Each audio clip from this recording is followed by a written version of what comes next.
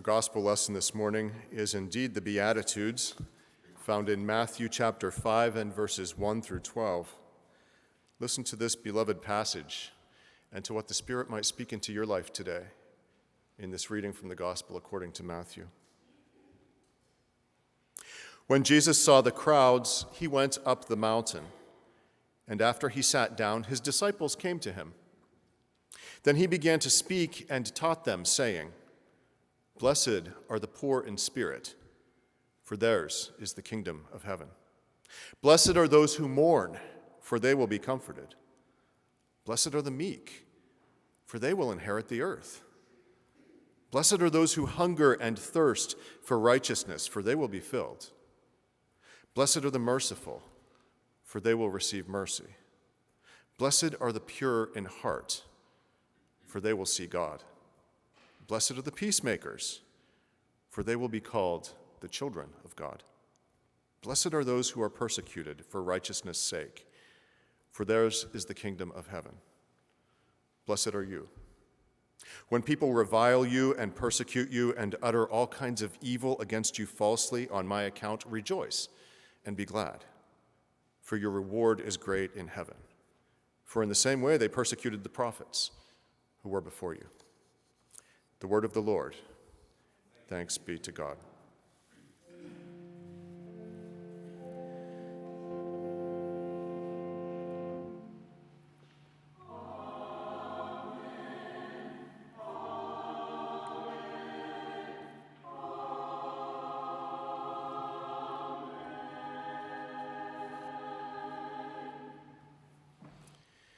What a nice convergence we have today, with all of our scripture readings coming together to follow a theme about how we live.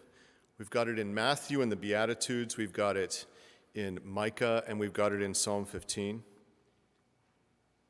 It's because of the lectionary. If you don't know what the lectionary is, it's the assigned Bible readings for each Sunday. It's used by most mainline Protestant churches around the world, and so across the globe, many people of faith have heard exactly the same scriptures we have heard on this day. The much-loved and poetic Beatitudes, which serve as the prologue to the Sermon on the Mount. And as if that were not enough, we get what is probably the favorite Bible verse of this congregation, Micah 6:8. In fact, I had never seen that verse used in a funeral until I came to this church about 12 years ago, and since then we've done maybe half a dozen funerals based on Micah 6:8. I jokingly say sometimes that there are John 3:16 churches and there are Micah 6:8 churches. How does a minor prophet like Micah, a small guy like Micah who wrote a pretty short book, get such a big hit in Micah 6:8? It's surely the only verse in his short book that has achieved any renown, and yet it has. And what does it say? It says, "God has shown you, O mortal, what is good. And what does God require of you? But to do justice, and to love kindness, and to walk humbly with God." This is the life of faith in a few easy words. I will not say in a nutshell, because I heard once that if something can fit in a nutshell, it probably belongs there. This is the life of faith very succinctly. Do justice, love kindness, walk humbly with God. Micah makes it sound easy, doesn't he? Walking humbly with God is probably the great key to happiness in life. And if you can do that, the other two things will probably fall into place, the things about doing justice and loving kindness. Let's consider what it means to walk humbly in this world, to walk humbly with God. This story was first shared with me by Deb Boisvert, who often has good stories, and maybe you have heard it. It's an amusing tale of humility and maybe trickery. One of the royal bodyguards for Queen Elizabeth, a man named Richard Griffin, tells the story about the Queen. She was out taking a walk with her bodyguard, who was in plain clothes, Richard Griffin, near Balmoral Castle in Scotland, her vacation home. And two American hikers happened by who were just exploring the hills. And Griffin says, that the queen would always stop and talk to people that she found roaming around her kingdom. And it was clear from the moment that she stopped to talk to these two Americans that they didn't recognize her. They didn't know who she was. And in their chatty American way, because we are known for that, one of the tourists started telling the queen about everything they had seen in Britain and where they were from in America, and asking the queen questions about herself. "Where are you from?" they asked. And the queen replied, "Well, I live in London most of the time, but I have a vacation house just over the hill." And the American said, "Oh, how long have you been coming up here?" And she said, "About 80 years. And one of the Americans asked, "Do you know the queen? I think she has a vacation house around here too." And the queen replied, "I can't say that I do know her very well. But Dick here," the bodyguard, "sees her often, and he might know her better than I do." And so they turned to the plainclothes bodyguard, and they said, "Oh, have you met the queen? What's she like?" And the guard replied, "Oh, she can be a little cantankerous, but she's got a great sense of humor." And the Americans asked if they could pose with the bodyguard to get a picture taken because he knew the queen. And they handed their cell phone to the queen herself and asked her to take a picture of them with the man who knew the queen, which she did. And after that, they swapped places, and they got pictures taken with the little old lady who was so sweet, probably just to be courteous. And then they went on their way, and Queen Elizabeth said to her bodyguard, "I'd like to be a fly on the wall when they show those photos to their friends in America." It would take a strong character not to say, "Oh, well, I am the queen." It would take a strong character to say, "Well, don't you recognize me? I'm the queen, right here." It's hard not to indulge in the occasional humble brag, as we call them, isn't it? You know, when I was working on my doctoral degree, or when I was reading Victor Hugo in French, it's hard not to engage in little things like that. But is there anything more beautiful than real humility? When people just accept themselves and accept other people. In both of our readings today, we hear about the beauties of walking humbly through this world. In the Beatitudes, which is Jesus at his most eloquent and most poetic, he says, "Blessed are the meek, for they will inherit the earth." And then, of course, the popular Micah 6:8, "Do justice, love kindness, and walk humbly with God." In some ways, this text from Micah really shouldn't be as popular as it is, because it's tucked away in a book that nobody really reads very much, and it belongs to a genre of prophetic literature that really doesn't catch our imagination very much these days. In a lot of the prophetic books, you see courtroom dramas where God brings a case against God's people for their sins. And then God calls upon witnesses. In this case, God calls upon the mountains and the hills as witnesses, and then presents the sins to the people and tells them to respond and pronounces a sentence on them. You find this all throughout the prophets, several times in Isaiah. And it does little to capture the modern imagination. God as the angry judge. That doesn't really do it for us anymore. If anything, it feels a little bit overblown and tired. But in this particular instance, the people, that's to say the defendants, respond by saying, "What do you want from us? What's good enough for you? Really? I mean, we're trying. What do you want? Do you want thousands of rams for us to sacrifice? Do you want blood? Do you want rivers of oil? Do you want us to sacrifice our children to you like they have to do to that evil god Moloch, the Canaanites? Is that what you want? You want our children?" To which God the accuser replies, "No. Why do you think I want any of that in the first place? I don't need any of those things. I don't need animal sacrifices. I certainly don't need children sacrifices. I don't need oil. I don't need rams. I've told you what I want. I've told you what I require of you. And it's not that hard. All I require of you is that you not be a jerk. I want you to get along with each other. I want you to treat each other with love, and I want you to live in communion with me. What does the Lord require of you? But to do justice, and to love kindness, and to walk humbly with God. How could religion have gotten this so wrong down through the years? How could the faiths, perhaps all of them, have gotten so lost in the weeds with their dress codes and their rules and their dietary laws and their giving stuff up for Lent and their prohibitions? Growing up in evangelical circles, I remember kids who would go through guilty crazes. This probably doesn't sound a chord in many people's memory here. But in the 80s in evangelical circles, kids often did musical purges, which in the 80s meant that you had to get your cassettes, and if they were secular music, you had to destroy those cassettes. I know it sounds crazy, but there was something kind of fun about pulling the ribbons out of those. I never did it. I never did go through a musical purge. But they believed that that was what God required, that they get rid of all their secular music and listen only to Christian music. Can you even imagine? They believed this sacrifice would bring them into closer communion with God. I do remember that my wife gave all my old cassette tapes to my children when they were babies and let them pull the ribbons out. But it wasn't for religious reasons. It was just because it was fun for them to do.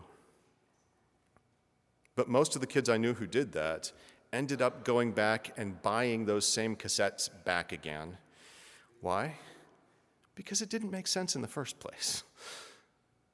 It didn't make sense in the first place. Music is one of God's best gifts to humankind. All good music sings of God. It had to be something else God wanted. What? What could they do to earn God's approval? Why did God seem distant? What did God want them to stop doing, stop owning? What did God want them to stop being? A jerk. That's the answer. God just wants us not to be jerks. Do justice. It's our natural inclination anyway to love fairness, to like it when things are fair, to share. Do justice. Don't assume that everything's for you. Second, love kindness. Be kind yourself, but also encourage kindness in others. Dwell on acts of kindness. Think about kindness. Praise kindness. Love kindness. And finally, walk humbly with God. I mean, you do get to walk with God. That's kind of a perk. The Spirit that hovered over the waters at creation, you get to live in daily, intimate, life-giving communion with that, with God. Walking with God shouldn't go to your head, because God's nature, unlike ours, is one of humility. Humility. God doesn't refuse God's companionship or God's love to any. God willingly walks with all. This is the happy condition for which we're created. Joyful lives, shared in humility with God and with each other. It's our calling. It's our best selves. But we make it so hard. We make it so hard. All God asks is that we not be jerks and that we open our lives daily to God's presence, humility. I wonder if it's not easier for a queen to be humble than for us to be humble, because they grow up always hearing about how special they are. And we don't. We really don't. Life knocks us down, and we forget that we're special. Maybe if you grow up in a royal family where your nannies and your tutors will always be reminding you that you need to be humble. But it might get into your psyche just a bit, everybody bowing and calling you majesty. It might actually be easier to be humble as a queen. I mean, I know a lot of nice people, and you do too. You're probably one of them, actually, now that I think about it. I probably am too. People who are generous of heart and spirit, people who've worked hard in this life, many of whom spend a lot of years in school or working in their firms or their corporations on the lower rungs and working their way up. They've long since arrived at a place where they're used to being respected. They've earned that respect.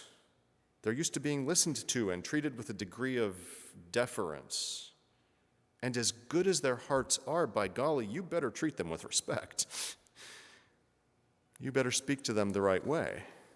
You better listen when they speak. Actually, I bet a lot of us could be described this way. I mean, we don't think we're better than anybody else. It's not that. But we worked hard to get where we are. And we do expect to be taken seriously. I get that. I sympathize. But how much easier it is to respect a person who isn't demanding respect, who doesn't ask for it. Humility. If we fail at humility and at walking with God, it's surely because we are so unsure of ourselves. We just don't believe in ourselves. We don't believe in the goodness and the worth of who we are, and so we need to insist upon the thing that we doubt, namely our worth, our dignity, our status. Ironically, the humblest people might just be the ones who were never taught to dislike themselves, but those who learned from early on that they really do matter. Because if I matter, then surely you do too. And I think sometimes our faith traditions have not been good at teaching us that we matter. I think of a particular hymn, and I actually kind of like the hymn. It goes, "Alas, and did my Savior bleed, and did my sovereign die?" We sing it in Lent sometimes. Would he devote that sacred head for such a worm as I? A worm? What good does it do to call yourself a worm? Surely he wouldn't devote that sacred head for a worm. Absolutely not if you were a worm. And so obviously you might not be a worm. What good does it do to call yourself one? And yet we have a long tradition of this, calling ourselves worms. If we instilled in our children a deep sense of their own worth, maybe they would be humbler and kinder as they grew up. Maybe some can afford to be humble and gracious because they spend their lifetimes being reminded of the lesson that it takes us others so long to learn, that we actually do matter, that we actually do have great worth. They don't demand respect because they just assume that people will treat them kindly and well. You know, I've been talking a lot about Cameroon lately. My mind has been there with 2 recent trips to Cameroon. In Cameroon, I'm always trying to get away with wearing shorts and t-shirts, and the Cameroonians hate it. They hate it. People there are forever suggesting as politely and diplomatically as they can, maybe you could wear a tie. Maybe you could wear a jacket. Maybe do you have something with a crease in it and not blue jeans, something that goes all the way to your ankles? Could you wear shoes other than flip-flops? They love it when I wear the clerical collar. I just take it for granted that I'll be taken seriously no matter what I wear. It doesn't matter what I wear. Everybody sees me and knows that I'm me, and they'll take me seriously, right? But that is a rich person's luxury, isn't it? To just assume that you'll be treated with respect. It's not a guarantee for everyone, and it's not always the case for everyone. If you and I struggle to be humble, and we do, it might be because we don't really believe in our own real worth, our own goodness, our own value. And if we don't believe in our own worth, it's because we didn't grow up like princes and princesses, being constantly reassured of it. God bless our parents, they might be watching. Most of them did the best they could with what they have, but life beats us down. It beats us down with the playground bullies and the taunts of our siblings and the sarcasm of the mean girls in class and the teachers and the neighbors and sometimes the parents who don't really consider the full impact of the words they use with us. brusque or ill-considered words. You know, at a certain age, even just giving your kid a disappointed glance will cause them to doubt their sense of worth. And then we get older and we start to compare ourselves to other people, which is never good, even if you compare favorably to another person. And by the time we make it to adulthood, we're just riddled with self-doubt, self-concern, maybe self-dislike, if not self-loathing. What does the world want from me? Education? A good career? Exercise? Do I have to look good? I'll do all those things. Do they want my firstborn child? Maybe in some sense I'll give them that. We give them everything we can think of. What will make me acceptable? What will make me okay? How do I prove to you that I'm all right, that I'm acceptable? How do I prove to me? Do you want rivers of oil, rams, my children? We give these things and more to establish our worth. None of it works. And all of this pain makes it so hard for us to be humble, ironically. Genuinely, lovingly humble. We just accumulate so much hurt, so many slights, so much garbage over the years. We've got too much to prove. Some people are too hurt to be humble. But humility, if we can get there, humility frees us from the pain and the stress of always keeping up and comparing ourselves to others. It tries to impress no one. All it wants to do is share its life with God and be good to its neighbors. It frees us to enjoy life and to simply live. Don't you think that this is maybe why Jesus says, unless you receive the kingdom like a little child, you cannot enter therein? Cultivating humility in ourselves is the work of healing our wounded souls. Here are a few thoughts about how to do it. First, stop judging yourself. We judge ourselves so harshly. We try very hard as Christians not to judge other people, yes, but we judge ourselves in such an awful way, in ways that we would try not to judge other people. We beat ourselves up for decades with regrets and with self-grudges. But why? What does that give us? What good does that do? I should have, I shouldn't have, I could have. These things go nowhere. Truly, looking back on your life, you can only have been who you were. You cannot have been anybody else. There was no other way. There was no way that you could know then what you know now, because it took that to get you where you are.